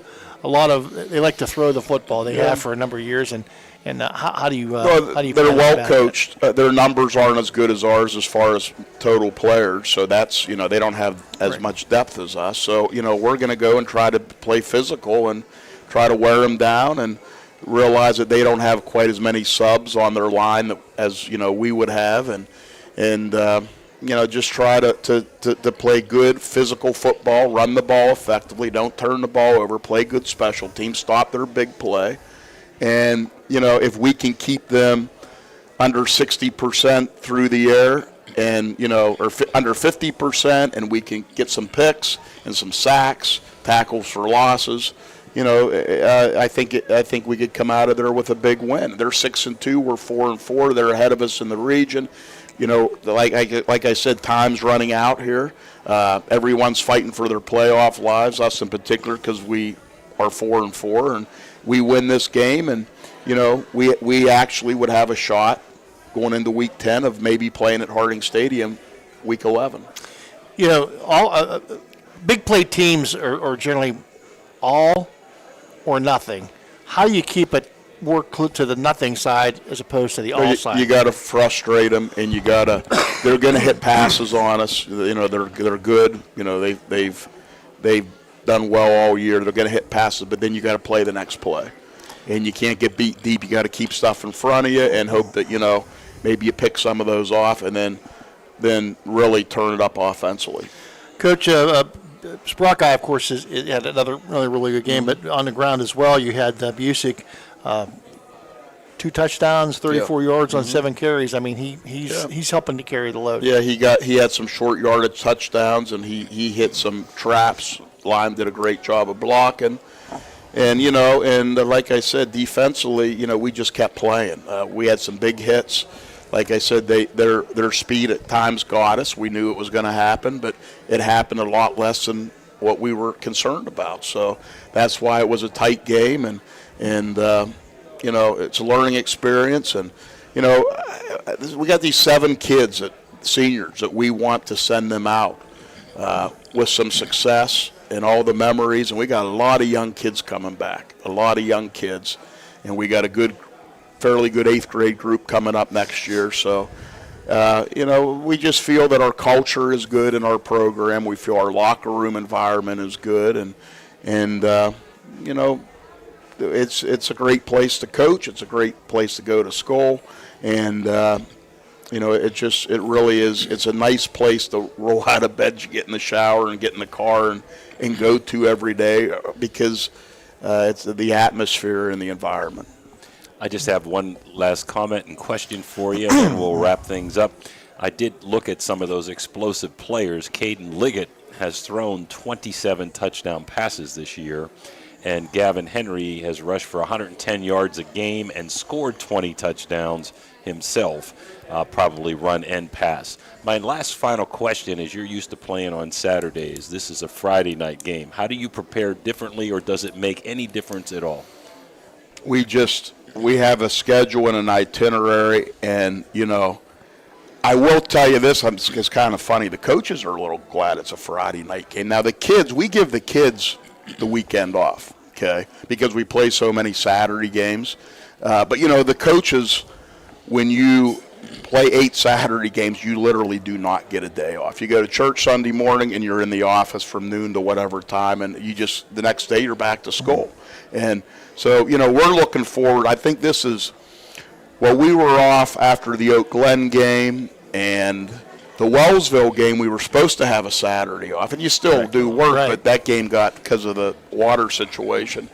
So I think that this Saturday, even though there will be football work being done, but we won't meet till Sunday. That'll be the second day my coaching staff's off since August 15th. So are you saying you're a slave driver? Is that what you're telling them? Kind of,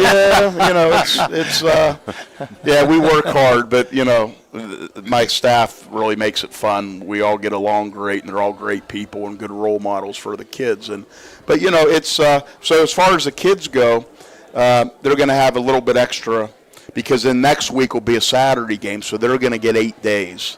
And when we kind of spread with a 32-man roster, when you have those Saturday games, we kind of do more mental and walkthroughs and scouting report and rehab and stretching, and we let them get ice baths, and of course we're lifting. And then later in the week, we start stepping it up, and then at the end, the day Friday is a short one, and then we play Saturday. So you can't just keep going with a 30-man roster and just keep pounding the body 7 days a week. You got to give these kids some rest because you want them to have fresh legs on game night. Well, you've done a great job this year. You lost a lot of players from last year. You've been very, very respectable. I expect you, no pressure, to be in that playoff, and I think good things are going to happen this Friday for you guys. Well, I hope so. That would be a really good shot in the arm, and after the way our kids have played last week, and we're starting to really mature. I'll be the happiest guy in Jefferson County if we come out of there Friday with a win, and that would probably, making our playoff situation very, very attractive. Well, that takes care of it here. That's the 4-4 Central Steubenville Central Catholic Crusaders head to Bowerston to take on the 6-2 Conotton Valley Rockets. Should be a great game, Coach. We wish you the best of luck. We thank you for coming here tonight, and let's hope it comes out on the positive side for the Crusaders. Good to see you, Phil, Jim. Thank you. And we want to thank National Colloid, our sponsor for this segment, and we'll be back with the Brooke segment after this short timeout. Hey, guys. Thank you, National Colloid, for sponsoring this broadcast. The National Colloid Company, with over 75 years in the chemical industry, can take care of all your chemical blends.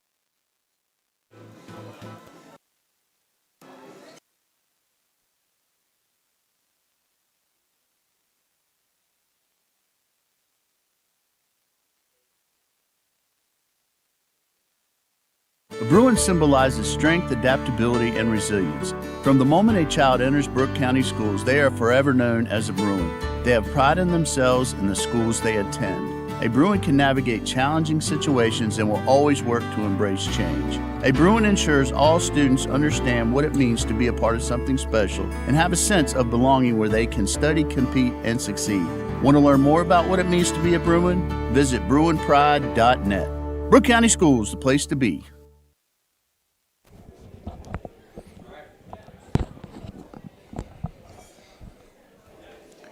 Ready to go, Phil.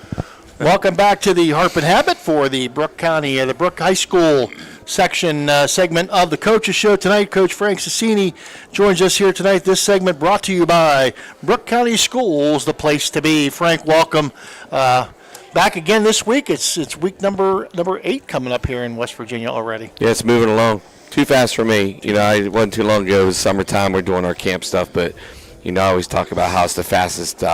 I don't know how many weeks, 10 weeks, right? 10 weeks but now at this year. point, yeah. West Virginia's 11, but that's okay. Right, but you got the building by you, right? Yeah. So it's there, and it's moving along. Frank, this week obviously did not go as planned. I mean, you faced a very good Frankfort team, the defending state champs, undefeated. I think they're one or two in there in Double A. Two. So kind of a juggernaut coming into Brooke County. And they jumped up on you pretty quick. And you said it perfect. You got Coach Whiteman does a tremendous job with the Frankfort football program. Anytime you talk about football in the state of West Virginia, you have to talk about Frankfort and what he's done there. He's been there like 26, 27 years, and last year he won the state championship for the first time in school history. And we knew we were getting into there as one of those games you want to have a challenge. That's a serious challenge for us, and we came up short.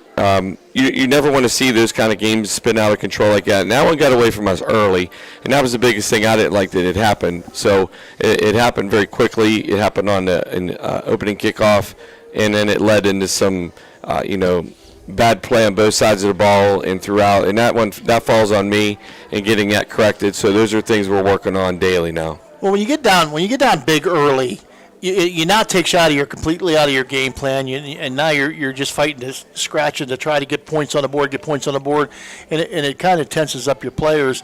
What do you do to try to keep them, at least calm and focused when you get in those kind of situations? Because not that you want to be in those very often. Small attainable goals at this point. When you're at that point in the game, you want to get, play by play, series by series, and quarter by quarter. You don't want to look at the board too much because it has got to that point, and you're just trying to stack plays, and you're trying to get some rhythm going. And good teams take you out of your rhythm, and that's what had happened there.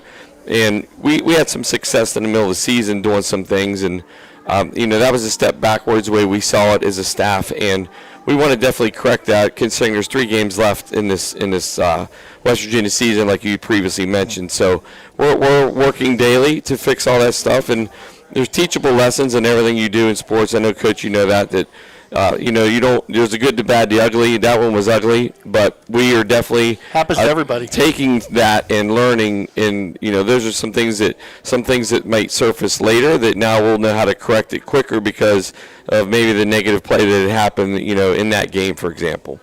Well, Frankfurt's number 2 in Double A. You're number 18, so hoping that you can slip into the top 16 to make the playoffs, but I haven't had a chance to talk to you or see you for a while. I want to congratulate you after starting off 0-3, getting 3 big wins, and it had to be really enjoyable to get that 21-20 win at East Liverpool. Yeah, it was definitely with East Liverpool. Yeah, right, and that was a huge one for us because we needed something at that point, and that something was a strong play from our team, and to get a win against Coach Cusick at that point. He was playing pretty good football, except for he had run into some tough teams there in the middle of his schedule. But to have I think we won 3 of our last 4 in that stretch, and we were looking to come into this one taking a step, not only just for the team this year, but for the program. And then we didn't get to do that, but there were still some attainable goals that we had set previously in the beginning of the year. They're still out there for us. And I told the team that this week, and that's the message that, we have Elkins out there. We have, obviously, this week's game with John Marshall, who's ranked right above us. We're ranked right there at the cutoff point, and Elkins is sitting around 13-14 in the state of West Virginia in our class. And then we finish up with WEIR. So we actually finish up now with our last 3 on the road, and we finish up with all West Virginia schools to finish out this season. Frank, you had some positives in the game. Yost, 2 touchdowns, 1 a 9-yard reception. He had 63 yards receiving on 6 catches. And he also had a 96-yard kickoff return. And Sperringer, 12 of 23, 114 yards and a touchdown. So there were some positives that came out of that game. Mm-hmm. How do you build on those? Well, at practice, and to stack on that the best we can. And we're always going to get that strong play from Grant Yost. We've seen that throughout the year. He just doesn't stop. But, with the kick return and the way he plays physically on both sides of the ball. Same thing with Ty. So we're just stacking it through our veterans. We're stacking it through our seniors that are there. We're stacking it through positive play and coaching them up, considering it's year one of a new philosophy and stuff that we're instilling. So that's where it's at. It's moving too fast, like I previously said, but that's where we know what phase we're in at this point in the season. Let's move on to the John Marshall game. They're 4-2 with their losses coming to 2 good teams, Kaiser, who's 5-1, and Parkersburg South. Tell us about their strengths and what you need to do to get a W versus John Marshall. It kind of parallels a little bit when you look at their schedule. They're 4-2, but they had a major setback. They went out to Eastern Panhandle and played Kaiser, and it was a lopsided loss for them as well. So we're both sitting in a spot where this is a game that both teams need to have. So it's got a playoff feel to it, if you will. But we need to, contain, the way they spread the ball out. They're very good at, Mark Caesar does a great job. I know he had learned a lot of that through his father, so he's a disciple of the spread formation and moving the ball around. But they have a strong running game. They're a little bit banged up, but they can move the ball through the air, and there's some talent on the perimeter. It's almost similar to what we'd seen with East Liverpool, because last week was a wing T system, so it was totally different. But when you look at John Marshall and the way they run their offense, the explosive plays, I'd say limiting the explosive plays and keeping them from getting momentum, and that's probably the biggest thing we're looking at when it comes to getting some positive with this one. Where do you want to attack them from your standpoint offensively? Well, there's the cliche of take what they give us. So I talked with Coach Fetty, and there's some things we want to attack. Obviously, I can't share that with us right now, but there's some things that they're vulnerable to. I think that it all starts up front. It happened to us in the last game where we got kind of pushed around a little bit up front, and we're looking to respond. And I'd say that, the way we establish things up there and the way we play in the back end, limiting the home run, limiting the big play, limiting the big run, that was the big thing that hit us last week. So I think that's the biggest thing is, playing sound football against a quality playoff opponent right now, because they're sitting at 4-2, right on the fringe of the playoffs. So I'd say that's the biggest thing we need to attack. Well, I just think you've done a great job this year over at Brooke trying to get things turned around, and it takes time to build a program, no doubt about that. Again, I don't want specifics because I don't want you to give any secrets away, but how's the health of your team? Oh, we're in a good spot. We got some kids that, at this point of the season, you get week 7, week 8, you're getting some kids that are dinged up. So we've had a couple kids that are, got a couple ankles and maybe a dinged up head or something where they end up in a concussion protocol nowadays, where there's a few that are in that. But I know a lot of people with stuff. dinged up heads. Yeah, so it's standard right now with status quo, how you want to say it. But, going back to what you said, thank you, because I know you've been around this softball game for so long that you know how to rebuild and do some things. So, Coach, I appreciate your comments. But we're working at that daily, so it's a process, and the kids have embraced it, and that's the biggest part. If you can get it to translate to those players and they buy in, and we're seeing that, and that's something that we're excited about, because that's been there since day one. Not necessarily with the team, but the booster groups, the City League football. We've gone and visited them, to the school, the Board of Education, the administration, the things I get to see every day with Coach James. Eric James is with me. He's my building principal. So we're always talking a little bit of ball in the hallways and stuff, but at the same time, he's been a tremendous asset for us and what we see at Brooke High School. So there's a lot of boxes that were checked with that to get this where it's going. A lot of good people at Brooke High School. Yeah, very happy with that. And Frank, you've had some ups and downs this year. Mm-hmm. But your team hasn't wavered as far as their focus and as far as their commitment and as far as their level of play. They play hard, even 66-13. Your kids played all hard from quarter 1 all the way through quarter 4. How does that help you as you get to week 8 for the rest of the season? That your kids, they've had adversity, they've had success, and they haven't wavered in any of those things. That's a strange character. Trait we're looking at with our teams is how do you respond when things are going bad? It exposes character. Football exposes that, and we've seen kids that are really fighting every day, really fighting to try to get better, really ask questions with the coaches, try to get to that point where we're making mistake-free plays, stacking drives and making stops and 3 and out and all that. So we are seeing that. Unfortunately, we're seeing at times where it does turn the wrong way, but that's what we're harping on, and that's the message there. So to answer that question, it's keep plugging away there with these kids. Well, I think it's a tribute to you, your coaches, and your kids. That the culture is starting to shift toward what you're looking for at Brooke High School. Well, right now. I thank you, and the wins always secure that stuff, and we have an opportunity this week to get a big one and to get us back right there in that mix. And I told them it's a 3-game season now, and we've got 2 games in front of us with a lot of points that are out there, and we'll worry about this one because that's the one that's directly in front of us, and we definitely have a big one, a big challenge. I believe it's John Marshall's homecoming night down there, and it's a rival. It's a game that's been played for years, and Brooke has had a lot of success in that game, and that goes back to the years whenever we were playing under Coach Billard and all the coaches after that. But it's going to be a tough one. They're not going to go away easy. It's going to be one of them ones we got to go down and play all 3 phases and work hard to come out with that victory down at Monarch Stadium. Now the Brooke Bruins, the 3-4 Bruins, on the road to John Marshall, 4-2 on the season thus far. Coach, we wish you the very best, and hope you come out of Marshall County with a victory, headed back to Brooke County. Thank you, Coach. Good luck. I know Hope both you get a Thank couple you. wins and Yeah. slip into the Yeah, playoffs. that could happen. We're looking at that could be something we build towards for sure. That would help out the program. Icing on the cake, right? Okay. And that takes care of this segment, the Brooke High segment. Coach Frank Sassini, brought to you by the Brooke County Schools, the place to be. Frank, thank you. Good luck this week. Thank and you. We'll be back with the GLEN segment after this short timeout. A Bruin symbolizes strength, adaptability, and resilience. From the moment a child enters Brooke County schools, they are forever known as a Bruin. They have pride in themselves and the schools they attend. A Bruin can navigate challenging situations and will always work to embrace change. A Bruin ensures all students understand what it means to be a part of something special and have a sense of belonging where they can study, compete, and succeed.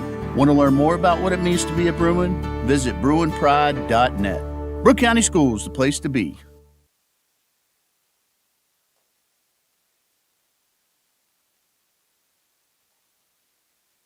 Hi, I'm Dan Enid, Superintendent of Hancock County Schools. Are you trying to choose a school for your child?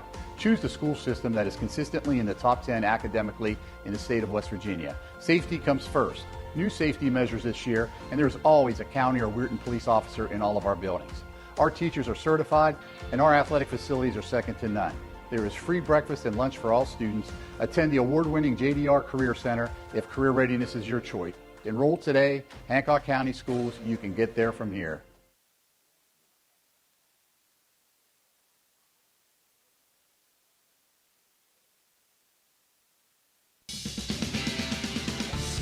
You're listening to Ohio Valley Sports Online, the sports authority. If you want to get your message heard, visit us on Facebook and leave a message. Ohio Valley Sports Online is on any connected device, phones, tablets, smart TVs. Follow us on Facebook and don't forget to subscribe free to our YouTube page. Type in OVSO.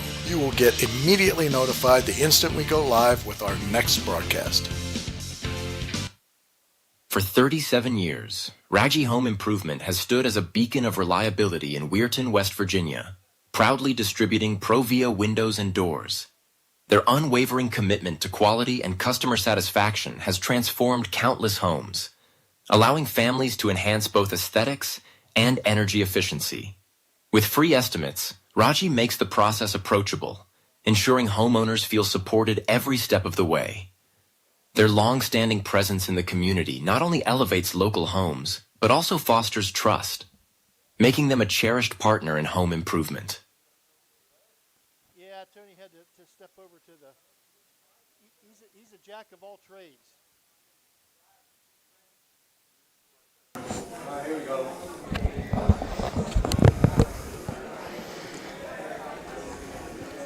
Okay, we're back here for the Oakland segment of tonight's Coaches Shows, the final segment of the night here at the Harp and Habit. Phil Rujak along with Jim DiCarlo, Tony Levy, turn the dials, and the head coach of the 6-1 Oak Glen Golden Bears, TJ Miller. TJ, welcome.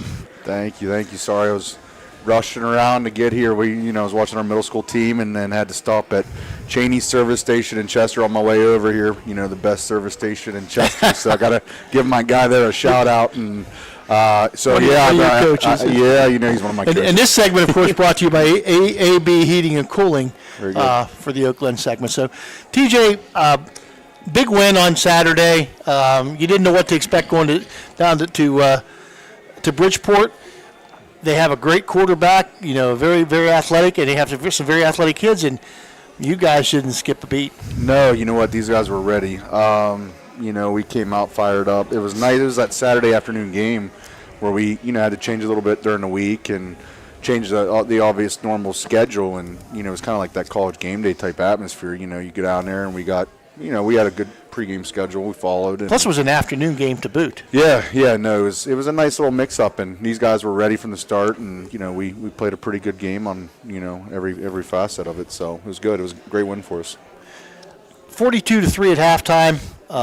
They took a 3-0 lead on you guys. You had a slow start in that game, but you certainly didn't. Once you got going, the wheels were running really smooth. Yeah, they start a little bit, especially the beginning of the game stuff. That that goes on me, not the kids, obviously. So something on my part, making a little bit of adjustment. But yeah, their kicker, he was a heck of a leg. We saw him in pregame warm-up booting 40-yarders, 45-yarders, so he could kick. They got a field goal, and then we rallied after that, and put the foot on the gas pedal and kept going. So yeah, we played a great game. I was very, very proud of all of our kids on our team. They all got good time on Saturday. Murray with a little bit of an off day for you. He only had 93 yards rushing, and he only had one catch, but that catch was for 72 yards and a touchdown. He had two rushing touchdowns. I mean, he continues to produce week after week after week after week. Hey, Logan's our guy. He does a great job for us. Runs the ball hard. Yeah, his one catch was a 72-yarder from Maddox. Maddox threw a great pass to him.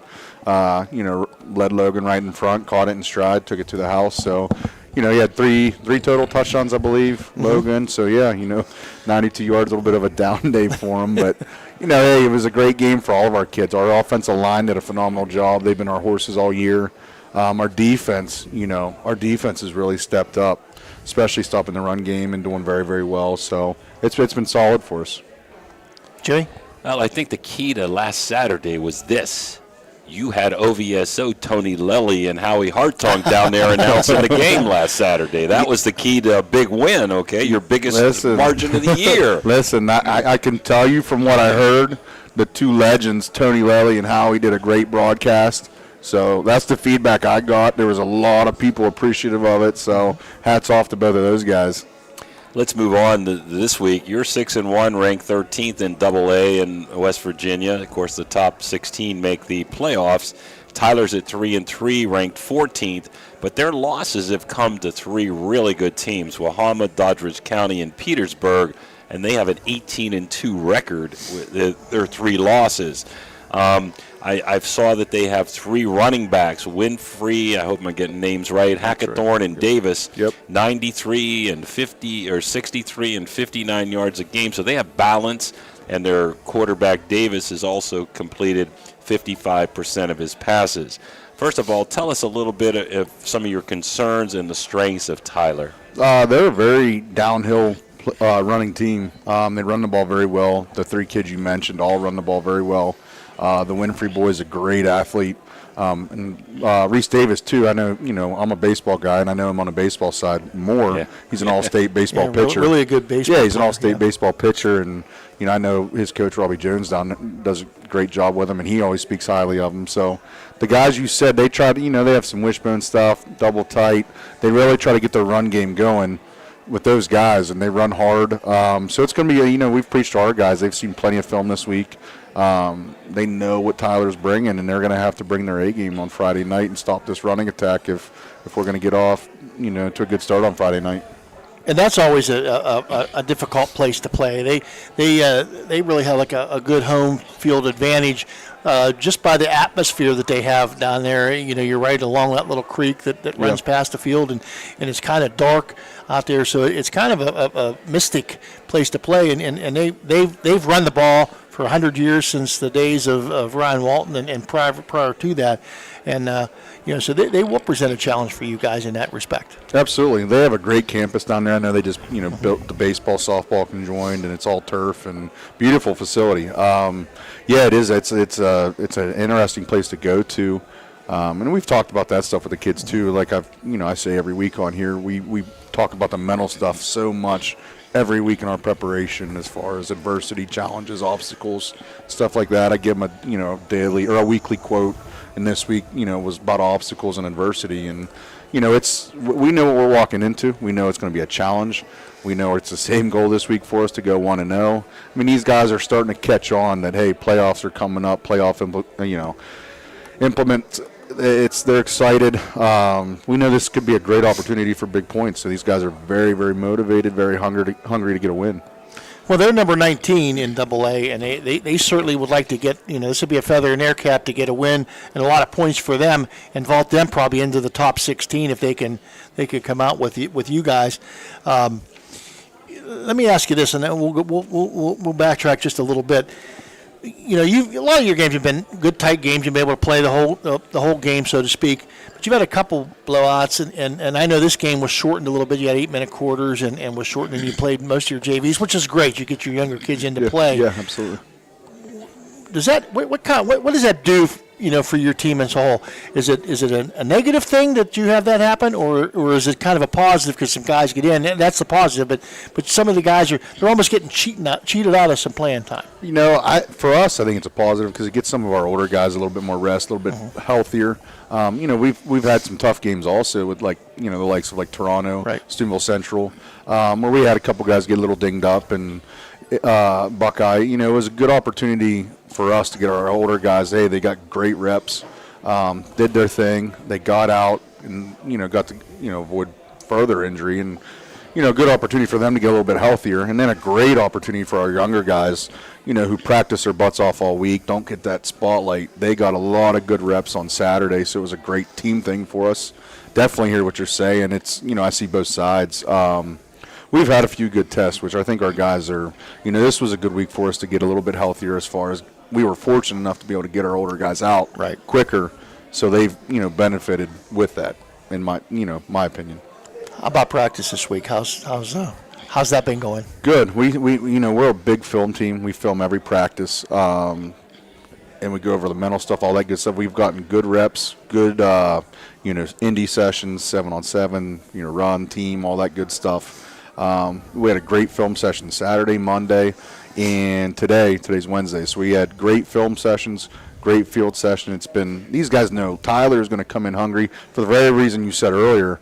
They're on the playoff prowl, wanting to sneak in and get in. They've played some very tough teams.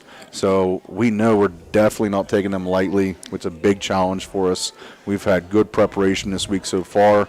We're hoping for a great walkthrough tomorrow, and hopefully show out Friday. But you guys, too, you have something to play for, too. You're number 11, absolutely. And you're looking to get in that top 8 so you get a home game, at least one home game in the playoffs. So this isn't like it's, one-sided here, that you have one team that needs to play harder than the other one or needs this game more than the other one. You guys, this will be a nice benefit. This will be a nice feather in your cap as well. You're absolutely right, because there's different, parameters for each team, different variables, which we're fighting for us. We're not overlooking any team by any means. Tyler is our goal this week, and our goal is to go 1-0, and we know they give us good points too. But looking ahead also, it's a good opportunity for other teams to give us good points, and to host a playoff game for us would be tremendous. It's that's ultimately one of our smaller goals. But like I said, we're taking baby steps to get there. To be where we were last year, GLEN 1-9, to where we're 6-1 on the playoff hunt. We've gotten so much support and a lot of passion and everything from the community. The kids are in a good spot right now. They're fighting. They're working hard. And I'm extremely proud of them. They have such a great opportunity ahead. We talked about it today, but like I said, we're not overlooking. It's just one day at a time. Let's take care of business. Let's have a good practice today. Tomorrow it'll be let's have a great walkthrough, and then we're here to Friday night. Nothing can be taken for granted. No, absolutely Anything not. can happen. Jimmy?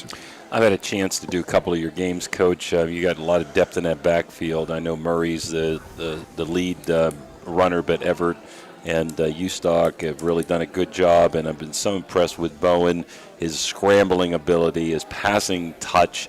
But out of all that stuff, it all comes down to the line. Absolutely. I got to give your linemen some shout-outs here tonight a little bit. Go ahead and list us a couple of names, because those big guys up front don't always get the credit they deserve. No, you're absolutely right. We have some great skill. Our line, you have Cam Hebrock, who does a phenomenal job on both sides of the ball. He's a man amongst boys. I've talked about him previously on here.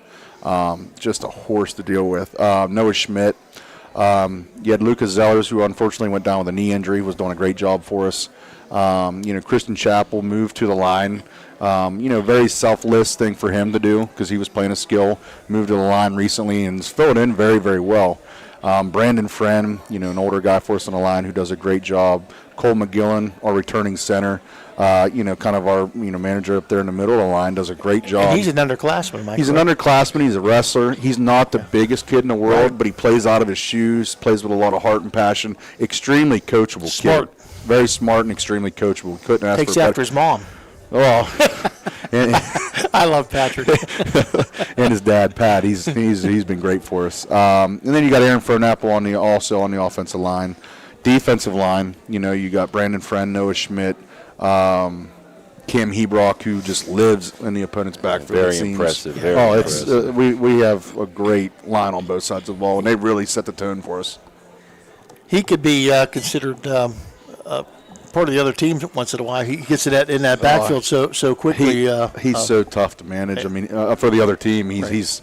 But you know what, Cam is such a good kid. I don't know if you know Cam too well, Phil, but Cam, and as well as like Noah and all those guys up front, they're such an extremely coachable group. They've bought into the O-line coaches, D-line coaches, and they do a phenomenal job for us and set the tone really for our offense and defense. They really do. And I know your guys that you have that are your key guys every week are you're happy to see them do well. But you had to really be pleased to see Bodie Conchar and Seth Witherow get into the end zone. No, those guys, absolutely. I'm sure, work hard every day. They do. And they got a chance to get payday on Saturday. Bodie's one of my soccer boys too, because he splits it, him and Chase Hartung, and I don't know, those two got to be the most two-in-shape kids around for what they do, and we put them through. But we make it work, and both do a phenomenal job for me. In Bodie, if you knew Bodie, such a lovable kid, always smiling, just such a nice kid. Typical of the Conchar. Yeah, absolutely. Great family. And to get him in the end zone, like, it was awesome for the team and him, and something to rally behind. It was really cool, really special. So, awesome.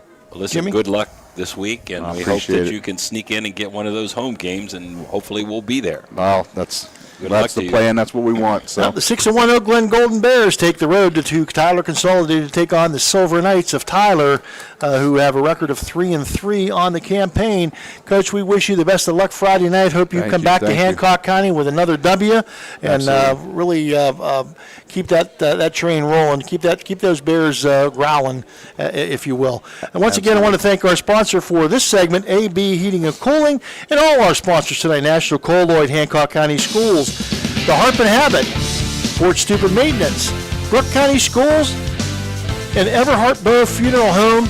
That's going to do it for this week's Coaches Show. For my partner, Jimmy DiCarlo, for Tony Lully, and for our buddy here, the star of the show, TJ Miller, this is Phil Rujak saying good night, everybody. Make it a safe night and a safe weekend. Thank you, guys. Go Bears.